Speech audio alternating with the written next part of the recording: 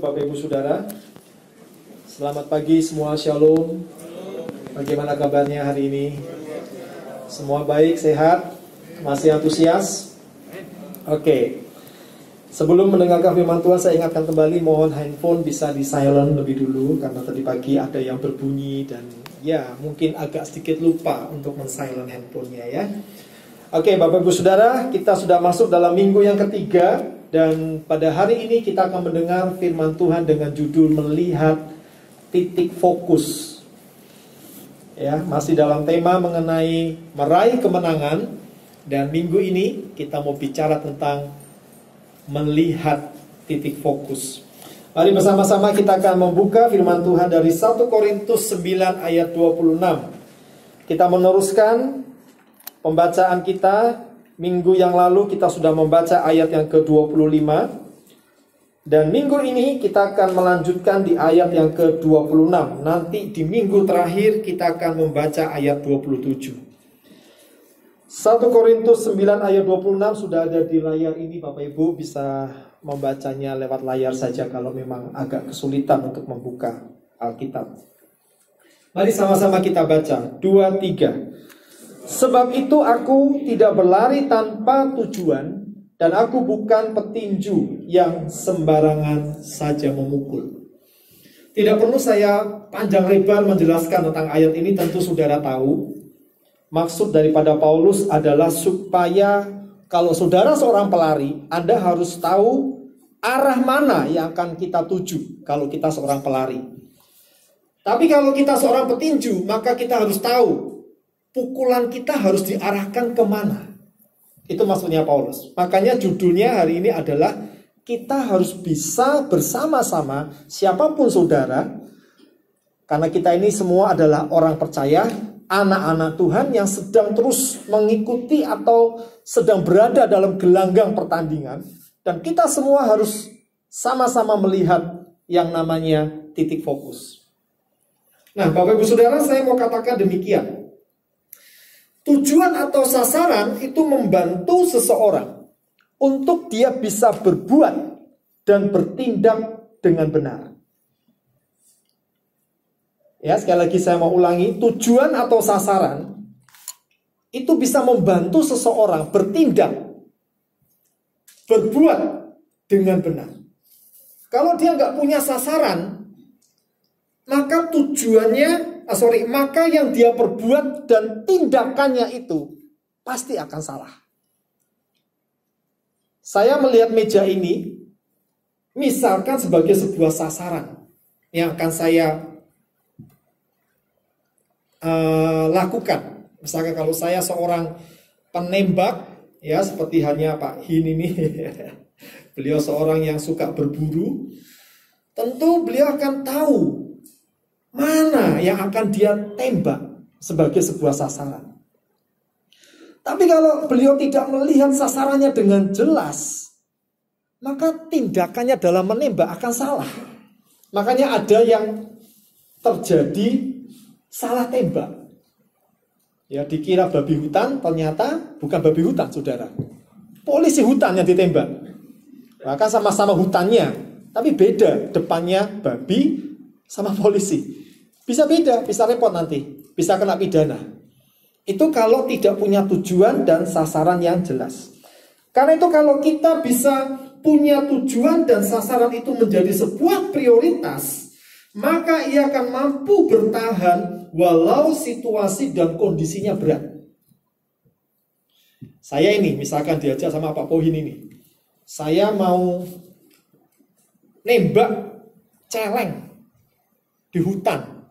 Tiba-tiba waktu saya berangkat tuh cuaca masih enak, ya cerah. Tapi sesampai di sana mulai mendung dan hujan. Coba kalau saya tidak punya tujuan yang jelas, arah saya datang untuk apa? Saya akan bilang gini, dah aku tak pulang aja. Saya akan pulang aja dah. Ngapain? Hujan-hujan gini nembak. Tapi saudara, kalau seorang pemburu, dia sudah tahu targetnya apa, maka dia akan terus bertahan. Walau hujan, walau mungkin banjir, air itu mungkin mendekati dirinya, dia akan tetap bertahan dengan bidikannya. walau situasi dan kondisinya itu berat. Karena dia tahu tujuannya itu menjadi prioritasnya. Nah, karena itu Bapak Ibu Saudara, tujuan daripada firman Tuhan pagi ini bicara tentang apa? Kita ini harus bisa membedakan yang disebut dengan hal prioritas. Harus bisa. Masing-masing olahragawan itu punya prioritasnya sendiri-sendiri. Seorang pemain sepak bola, dari mulai back sampai penyerang, itu kalau sudah di lapangan, tujuannya cuma satu prioritasnya, nyetak gol. Makanya ada klub-klub yang mungkin penyerang depannya mandul, tapi tengahnya dan belakangnya bisa subur. Atau sebaliknya, belakangnya mandul dalam mencetak gol, tapi tengah dan depannya bisa subur. Tidak pernah ada pemain sepak bola, tim itu, kipernya yang subur. Yang nyetak gol dari belakang, nendang langsung blung, gol, nendang gol, tidak ada saudara. Jadi kalau pemain sepak bola yang diprioritaskan adalah dia harus berusaha memberikan peluang dan bisa mencetak gol sebanyak-banyaknya. Olahragawan yang lain juga akan punya prioritas yang berbeda-beda, tidak bisa disamakan. Nah, demikian pula hanya dengan orang Kristen. Karena itu saya berkata Bapak Ibu Saudara, setiap manusia itu pasti punya yang namanya tujuan akhir, cita-cita.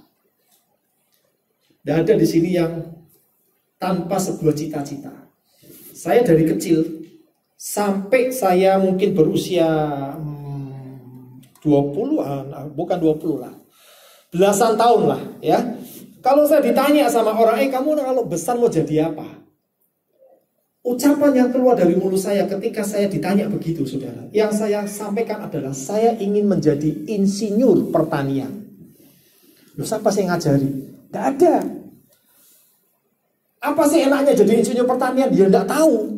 Tapi itu keluar dari mulut seorang anak kecil waktu saya berusia sekitar mungkin 10 tahun ke atas ya. Saya selalu akan bilang begitu. Mau jadi insinyur pertanian. Nah, ketika seseorang sudah punya tujuan akhir, maka dia akan memulainya dengan yang namanya langkah pertama. Kalau saudara punya anak mau jadi dokter, langkah pertama yang harus dilakukan apa? Dari mulai SD, harus mulai ditata, diarahkan. Mau jadi prajurit, gigi tidak boleh lubang-lubang. Tidak boleh matanya minus. Matanya harus bagus, giginya harus bagus, fisiknya harus kuat. Maka dari kecil kita mulai didik anak kita untuk jaga kesehatan, jaga kebersihan, jaga fisik. Supaya kalau besar benar-benar bisa jadi seorang prajurit. Karena itu Bapak Ibu Saudara, semua itu harus dimulai dari langkah pertama. Makanya dalam sebuah kata-kata bijak, ada yang mengatakan begini, perjalanan ribuan mil atau 1000 mil itu harus dimulai dengan satu langkah. Itu pepatah Tiongkok. Perjalanan ribuan mil, 1000 mil itu harus dimulai dengan langkah pertama. Saudara nggak akan pernah bisa sampai di tujuan kalau tidak akan pernah melangkah dengan langkah pertama.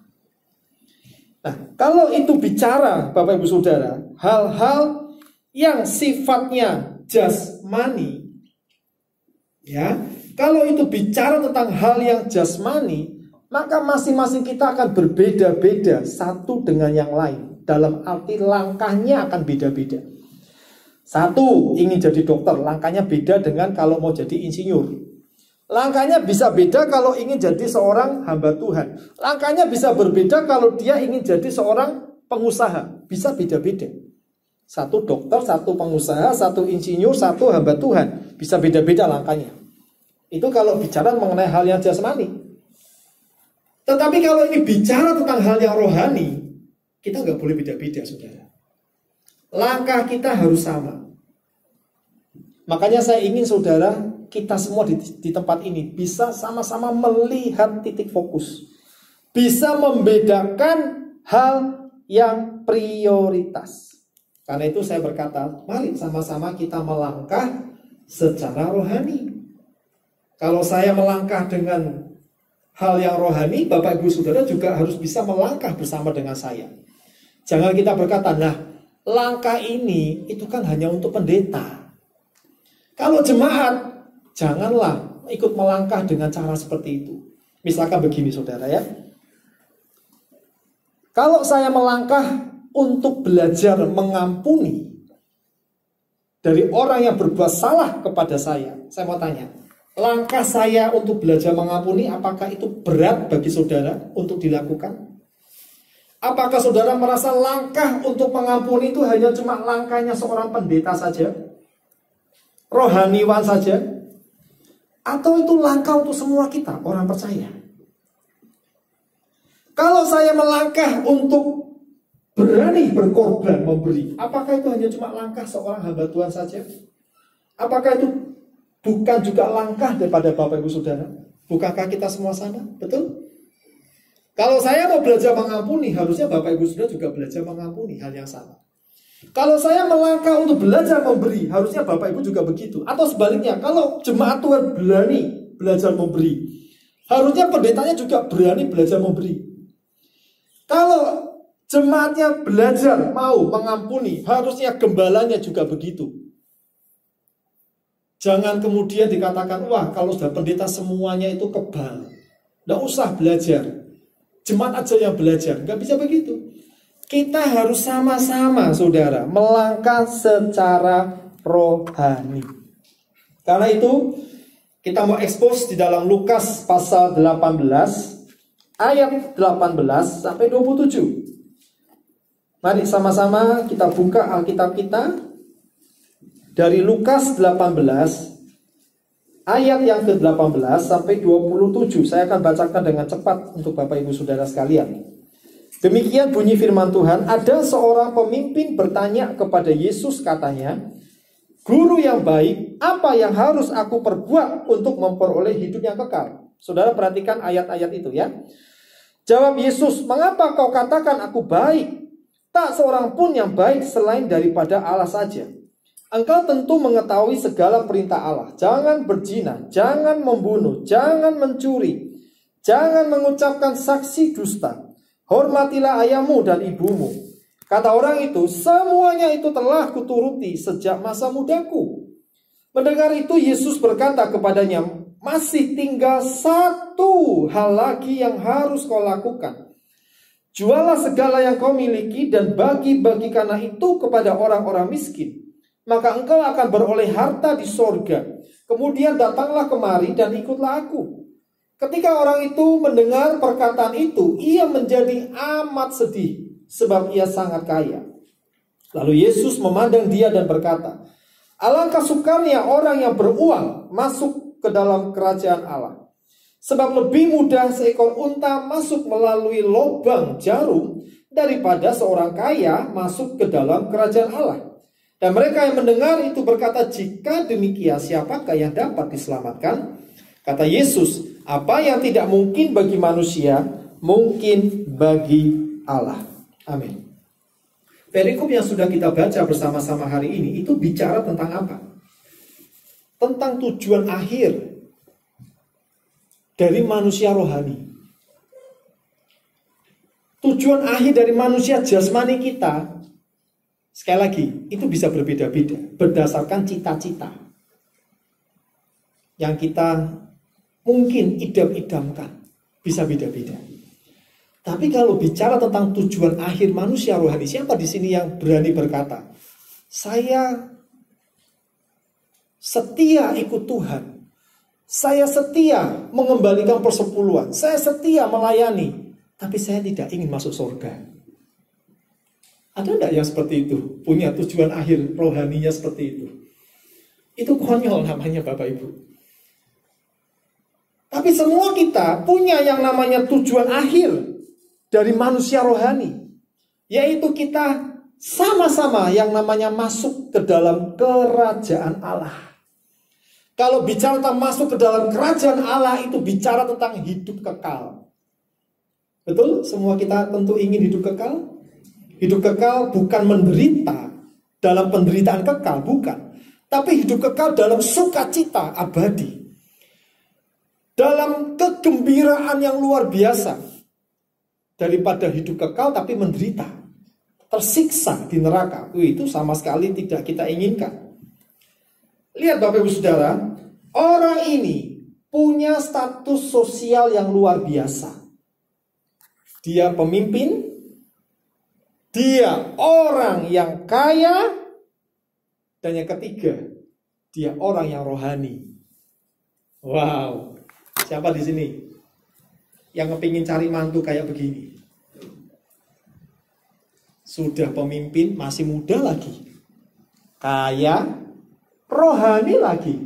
Loh, ayo Pak Sis mau enggak kira-kira nanti cari calon mantu kayak gini? Mau, semua kita mau, saya pun mau saudara. Saya punya anak gadis, tentu mau dong. Ya, kalau bisa punya mantu kayak gini. Sudah jabatannya mentereng, leader, duitnya banyak, rohani. Wah, wis komplit itu, namanya paket komplit. Namun, saudara, sekalipun dia punya status sosial yang luar biasa, tapi dia belum tahu bagaimana mendapat warisan hidup kekal. Makanya dia bertanya di ayat yang ke-18, Guru yang baik, apa yang harus aku perbuat untuk memperoleh hidup yang kekal? Untuk mendapatkan warisan hidup kekal, apa yang harus aku lakukan? Yesus berkata, jangan berzina, jangan membunuh, jangan mencuri, jangan mengucapkan saksi dusta, hormatilah ayahmu dan ibumu. Yesus berkata tentang melakukan perintah agama. Kalau boleh saya katakan, Yesus sedang berkata, kamu berbuatlah yang baik. Jangan membunuh, baik enggak Bapak Ibu? Baik. Jangan mencuri, baik? Baik. Jangan mengucapkan saksi dusta, baik. Hormati ayahmu dan ibumu, baik. Yesus bilang, kamu harus tetap berbuat baik. Memang berbuat baik itu penting. Jangan ditinggalkan perbuatan baik itu. Orang Kristen jangan tidak melakukan yang namanya perbuatan baik. Itu harus menjadi bagian dari kewajiban kita sebagai orang percaya. Sebisanya, walaupun itu mungkin melukai hati kita, karena orang itu berbuat yang tidak baik kepada kita, tapi kita harus tetap berbuat baik kepada orang itu. Tetapi saudara, Tuhan ingin kita jangan berbangga kalau kita sudah banyak berbuat baik. Kayak orang ini kan, oh semuanya sudah aku lakukan sejak masa mudaku. Tuhan tahu orang ini luar biasa, orang yang rohani, orang yang baik. Tapi Tuhan mau katakan, Yesus mau katakan, oke, tapi kamu harus menjadi orang yang lebih baik lagi. Loh, bingung kan saudara? Sudah baik kok suruh jadi lebih baik lagi, gimana sih? Coba kalau saya ketemu sama orang itu bilang, atau orang itu saya kenal sebagai orang yang baik. Lalu kalau saya berkata, kamu memang sudah baik, tapi aku ingin kamu lebih baik lagi. Orang itu akan bingung saudara. Maksudnya apa ini? Kurangnya apa aku ini? Sudah baik kok suruh lebih baik lagi. Itulah yang Tuhan mau katakan. Ternyata saudara, masih ada hal-hal yang terkadang kita ini tidak sadar. Tuhan masih lihat ini ada yang kurang dalam diri kita. Dan yang kurang itu yang biasanya menjadi halangan kita untuk kita tidak bisa fokus. Apa yang Tuhan mau katakan? Kamu harus bisa memiliki hati yang merdeka. Tuhan bilang gini ya, di dalam ayat yang ke-23. Mendengar itu Yesus berkata kepadanya, masih tinggal satu hal lagi yang harus kau lakukan. Jual segala yang kau miliki. Wah, bagi-bagikan itu kepada orang-orang miskin. Maka engkau akan beroleh harta di surga. Datanglah kemari, ikutlah aku. Kalau saya mau padatkan kalimat Yesus ini, maka Yesus mau berkata, Sekalipun kau sudah melakukan yang baik, tapi aku ingin kau lebih baik lagi. Dan yang lebih baik lagi itu artinya engkau harus punya hati yang merdeka terhadap hal-hal yang materi. Tuhan tahu ini orang kaya loh. Andalannya orang kaya apa? Andalannya orang kaya apa, saudara? Duit, harta. Andalannya seorang dokter apa? Ilmu. Andalannya orang kaya adalah harta. Yesus mau berkata, engkau harus punya hati yang merdeka. Lihat apa yang dikatakan oleh orang ini. Apa yang ditunjukkan oleh orang ini. Reaksi apa yang ditunjukkan orang ini? Orang ini sedih, saudara. Kenapa? Karena Alkitab berkata, ia sangat kaya. Coba. Saya ingin saudara kembali ingat. Orang ini, saya misalkan orang itu. Saya datang kepada Yesus. Saya bilang gini, guru yang baik, apa yang harus aku lakukan supaya aku punya hidup yang kekal? Aku beroleh hidup yang kekal. Tujuan saya datang kepada Yesus minta apa, saudara? Petunjuk. Betul enggak? Petunjuk supaya aku bisa punya hidup yang kekal. Bukankah itu tujuan saya datang kepada Yesus? Saya ingin punya hidup yang kekal. Betul?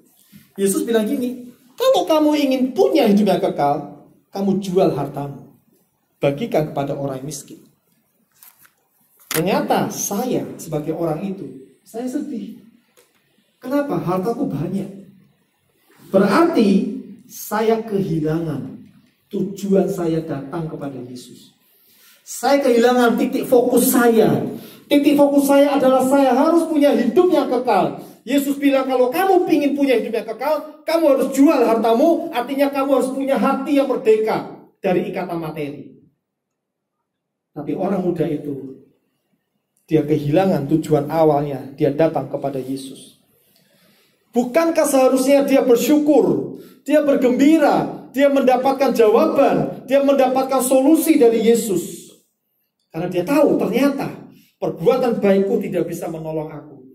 Aku harus mendengar apa yang Yesus katakan. Yaitu aku harus menjadi orang yang tidak terikat dengan hal-hal yang materi. Harusnya dia senang. Karena tujuannya tercapai. Jawabannya dia inginkan bisa dia dapat. Tapi rupanya orang muda ini nggak bisa. Karena kehilangan yang namanya tujuan awal. Coba saudara baca baik-baik kalimat ini. Setelah kita menjadi anak-anak Tuhan, apakah kita mulai kehilangan fokus untuk tetap pada tujuan, yaitu menyelesaikan pertandingan iman dengan baik? Hati-hati saudara terhadap materi yang kita miliki. Ketika kita sudah diberkati Tuhan dengan luar biasa, segalanya kita punya, kita tidak kekurangan apapun. Bahkan kita mungkin berpikir, setidaknya satu keturunanku akan tetap bisa menikmati apa yang aku terima dari Tuhan. Berkat ini yang luar biasa. Setidaknya, tidak usah 7 keturunan lah. 1 keturunanku saja masih bisa menikmati. Apakah kemudian saudara masih tetap punya fokus untuk tetap pada tujuan menyelesaikan pertandingan iman dengan baik? Coba mari kita akan baca 1 Korintus 7 ayat 31. Ini sudah saya tampilkan di dalam dalam LCD. Sama-sama kita baca. Pendeknya, orang-orang yang mempergunakan barang-barang duniawi seolah-olah sama sekali tidak mempergunakannya. Sebab dunia seperti yang kita kenal sekarang akan berlalu. Ini sama saja Tuhan mau katakan kamu harus punya sebuah hati yang gak terikat. Kamu punya mobil, kamu punya semuanya, kamu punya harta. Tapi Tuhan bilang, seolah-olah kamu tidak punya. Seolah-olah kamu gak pakai. Jadi artinya Tuhan mau bilang, kalau toh itu hilang, kalau toh itu rusak, hatimu gimana? Masihkah engkau tetap fokus kepada Tuhan yang bisa mengganti semuanya? Atau engkau terlalu sampai fokus kepada hartamu yang hilang dan kau melakukan tindakan-tindakan yang tidak seharusnya dilakukan oleh orang percaya? Menuntutlah, memenjarakan oranglah, dan hal-hal lain yang mungkin seperti orang dunia lakukan. Kalau itu berhubungan dengan diri kita. Saya pernah bersaksi kepada Bapak Ibu Saudara, kalau saudara selalu ingat dengan Hotel Gumaya, itu selalu punya sejarah dengan saya. Bukan berarti saya punya saham di Gumaya. Anda sudah ingat kan cerita itu? Tapi dengan kehilangan uang 9 juta. Karena ada orang yang hutang dengan saya 10 juta, yang 1 juta udah dibayar, yang 9 juta belum dibayar, sampai saya berdiri di tempat ini. Tapi itu tidak pernah mengurangi berkat Tuhan yang saya terima dari Tuhan. Ketika saya membiarkan, saya merelakan, Tuhan punya segala macam cara untuk mengembalikan, bukan hanya 9 juta saudara. Tapi begitu banyak yang Tuhan sudah berikan kepada saya. Dia kehilangan suaminya, dia kehilangan mata pencariannya. Tapi bukan berarti saya senang melihat semuanya itu terjadi. Tapi itu sudah memang artinya Tuhan mau tunjukkanlah. Ya, kalau kita menjadi orang yang belajar untuk ya udahlah. Ya memang saya butuh uang itu. Siapa bilang saya nggak butuh uang 9 juta? Kalau saudara ada yang bilang nggak butuh uang 9 juta, mari saya ambil aja uang saudara. Semua kita butuh duit. Tapi manakala itu hilang, manakala Tuhan izinkan itu harus lepas dari tangan kita. Apakah kita seperti halnya orang dunia yang begitu sampai, waduh, marahnya minta ampun. Yang sampai begitu kita nggak ingat lagi siapa kita sebagai orang Kristen. Itu berarti kita kehilangan titik fokus. Coba dibaca 2 Timotius 6 ayat 17 sampai 19. 2 Timotius 6 ayat 17 sampai 19. Tidak ada dalam layar ini, tadi pagi baru saya temukan waktu Pak Budi khotbah. Saya dapat ayat ini 2 Timotius 6 ayat 17 sampai yang ke-19. Peringatkanlah kepada orang-orang kaya di dunia ini agar mereka jangan tinggi hati dan jangan berharap pada sesuatu yang tak tentu seperti kekayaan, melainkan pada Allah yang dalam kekayaannya memberikan kepada kita segala sesuatu untuk dinikmati. Peringatkanlah agar mereka itu berbuat baik, menjadi kaya dalam kebajikan, suka memberi dan membagi. Perhatikan ayat yang ke-19. Dan dengan demikian, mengumpulkan suatu harta sebagai dasar yang baik bagi dirinya di waktu yang akan datang untuk mencapai hidup yang sebenarnya. Berarti hidup dalam dunia ini yang dengan segala kelimpahannya itu bukan hidup yang sebenarnya. Saudara menumpuk harta yang banyak di dunia ini itu bukan hidup yang sebenarnya. Semuanya bisa berubah, semuanya bisa hilang, semuanya bisa lenyap, semuanya bisa rusak. Tapi manakala kita mengumpulkan untuk hidup yang sebenarnya di kekekalan, itu luar biasa. Makanya dalam Matius 6 ayat 19 sampai 21 berkata, kumpulkanlah hartamu di sorga. Karena pencuri tidak akan mencurinya, ngengat tidak akan merusakkannya, karat pun tidak akan menyentuhnya. Karena itu masing-masing kita mari sama-sama kita mau melihat titik fokus. Fokus kita apa sih? Ke surga. Fokus kita apa sih? Kita harus mengumpulkan sebanyak-banyaknya poin. Kasarannya gitu loh ya, poin. Kalau saudara bisa mengampuni hari ini, Tuhan kasih poin, reward. Kalau saudara bisa berani memberi dalam segala kekuranganmu, Tuhan kasih reward. Tuhan gak pernah tutup mata saudara melihat kita. Kalau Anda setia, Tuhan kasih reward kepada Anda. Kalau Anda benar-benar seorang yang cinta akan Tuhan, Tuhan tahu Tuhan kasih reward kepada saudara. Kumpulkan sebanyak-banyaknya poin-poin itu. Kumpulkan hartamu di surga sebanyak-banyaknya. Belajar lebih banyak mengampuni. Setuju Bapak Ibu? Susah? Ya susah. Mengampuni tidak gampang. Tapi kalau saudara bisa melakukan itu, wow, luar biasa. Belajarlah mengampuni, belajarlah mengasihi, belajarlah menuruti perkataan firman Tuhan. Anda harus fokus. Diberkati Tuhan, bersyukur. Punya harta, bersyukur. Jangan lupa bagi kepada yang membutuhkan. Jangan lupa saudara perlu menabur. Karena ketika kita menabur, Tuhan bisa menolong kita dengan banyak cara. Saya berterima kasih kepada siapa? Charles. Thank you banyak Charles ya. Kamu sudah membantu gereja ini dengan membuat sebuah program. Dan Tuhan tahu bagaimana engkau akan diberkati oleh Tuhan dengan luar biasa. Ya. Tuhan tahu cintamu kepada Tuhan, Tuhan tahu pengorbananmu untuk gerejanya, walaupun bagi orang lain mungkin apa sih program? Udah coba saudara buat program. Kalau enggak susah. Tapi seorang Charles dia berani menabur di ladang Tuhan dengan apa yang Tuhan sudah beri kepadanya. Dan saya yakin Tuhan tidak akan pernah membiarkan engkau, tapi Tuhan akan menolong di waktu-waktu yang akan datang. Karena itu Bapak Ibu Saudara, saya berharap mari sama-sama kita mau melihat titik fokus. Jangan sampai hanya gara-gara sesuatu hal engkau kehilangan titik fokus itu. Mungkin hartamu habis, materimu mulai rusak, maka engkau mulai kehilangan. Jangan. Mari sama-sama kita mau belajar melangkah. Amin. Melangkah untuk sampai kepada tujuan. Karena itu saya ingin kita menyanyikan pujian. Tapi sebelumnya saya mau bawa saudara untuk seperti ini ya. Memiliki hati yang merdeka terhadap materi adalah prioritas yang menjadi titik fokus kita. Ya, kita harus bisa merdeka hati ini dengan hal-hal yang materi. Coba belajar untuk selalu tidak mengutamakan yang materi. Semuanya akan kita tinggal kelak, gak ada artinya. Belajar untuk mentaati firman Tuhan, melakukan seperti yang Tuhan mau dalam diri kita.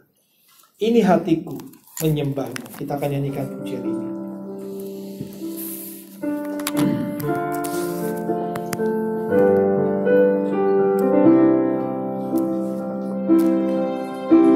Mari kita berdiri bersama-sama.